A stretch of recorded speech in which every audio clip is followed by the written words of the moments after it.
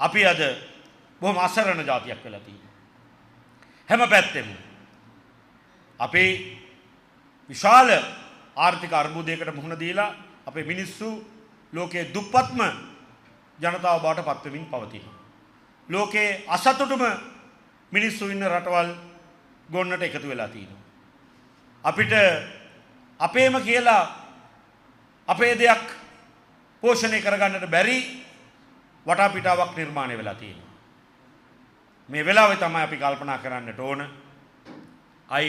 අපේ මේ බෞද්ධ ශාසනය අපේ මේ ශ්‍රේෂ්ඨ දර්ශනය ඒ වටා ඉදිකෙරෙන මේ සංස්කෘතිකාංග රැක ගන්නට කටයුතු කළ යුත්තේ කියලා. මේ ආරාම ගොඩනගන්නේ මේ සංස්කෘතිය රැක ගන්නට මේ ශ්‍රේෂ්ඨ දර්ශනය වටා තිබෙන සංස්කෘතිය රැක ගන්නට ඒ රැකගත යුතුමයි. එතකොට අපේ සભ્યත්වය යන කුමක්ද? දැන් මේක කතා කරන්නත් හම්බුනේ දැන් ගොඩක් අය බයයි. මේක සිංහල බෞද්ධ රට කියන්න ගොඩාක් බයයි. සිංහල බෞද්ධ රට කියන්නේ සිංහලයාගේ රටවත් බෞද්ධයාගේ රටවත් නෙමෙයි. අපේ සભ્યත්වයේ නම තමයි සිංහල බෞද්ධ සભ્યත්වය.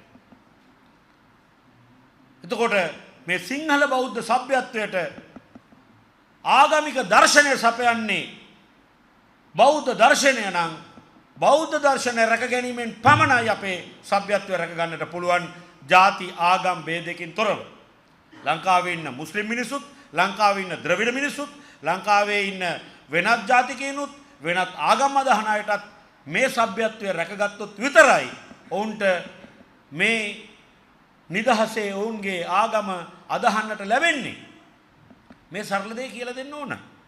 නැත්තම් මේක ජාතිවාදය කියලා කියනවා. අපිට අපේම වූ ආර්ථික දර්ශනයක් තිබුණු රටක්. අපිට අපේම දර්ශනයක් තුලින් සතුට සොයා ගිය රටක්. අපි පිටරටින් ඔය එක දාති ඒව බැදගෙන ඇවිල්ලවත් සෝඩා බෝතලේ දාලවත් බීලා නෙමෙයි සතුටු උනේ. අපිට අපේම වූ සතුටු පරාසයක කටයුතු කරන්නට තරම් වූ දර්ශනයක් තිබුණු එයින් සුපෝෂිත රටක්.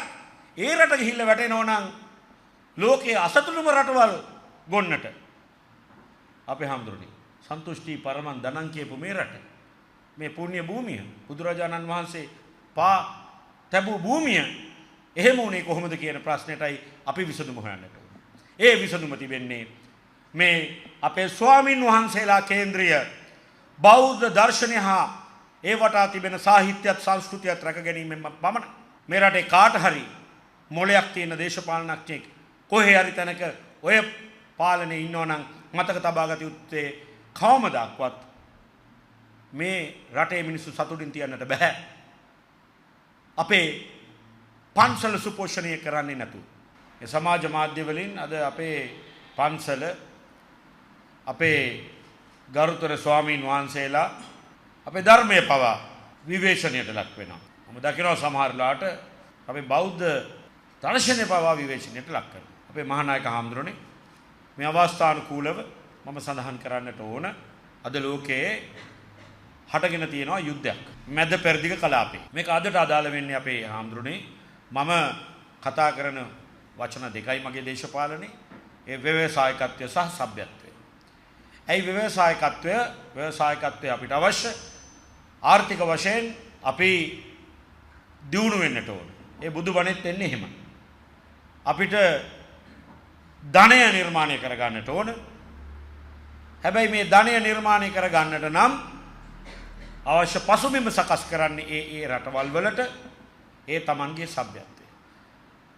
තම සભ્યත්වය රැකගත්ත නැති එහෙම නැත්නම් සભ્યත්වයක් නොතිබුණු කියන්නේ සිවිලිසේෂන් එකක් නොතිබුණු රටවල් වලට පවතින්න අමාරු වෙලා තියෙනවා. කෙටි සભ્યත්වයක් හෝ සભ્યත්වයක් නොමැති ඊශ්‍රායලය සහ ඇමරිකාව අවුරුදු 70 ගණනක් පරණ ඉතිහාසයක් තියෙන ඊශ්‍රායලය, අවුරුදු 300ක් විතර පරණ ඇමරිකාව එකතු වෙලා යුද්ධයකට පැටළුණා අවුරුදු 7000ක් පැරණි ශිෂ්ටාචාරයක් තියෙන ඉරානයත් එක්ක.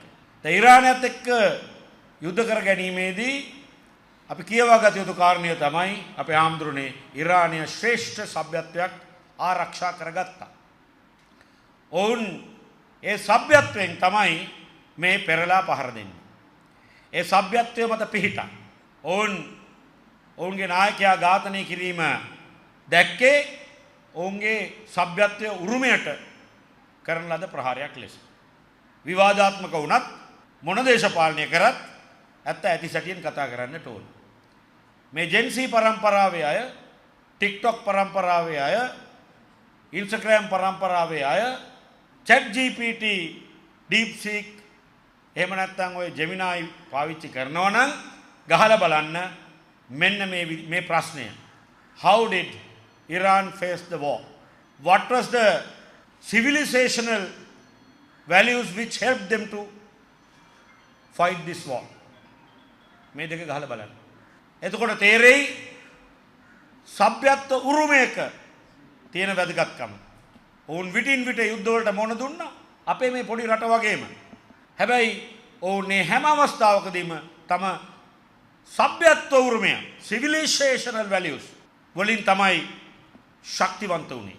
ඒ ඉරානයේ ඉන්න ආධ්‍යාත්මික නායකයව ඝාතනය කළා ඇමරිකාවේ ජනාධිපතිවරයා ආරාධනා කරා ඉරානයේ තාරුණ්‍යයට කිව්වා දැන් එන්න අන්න ගිහිල්ලා බලය අල්ලන්න කියලා. කවුරුත් ආවේ නැහැ.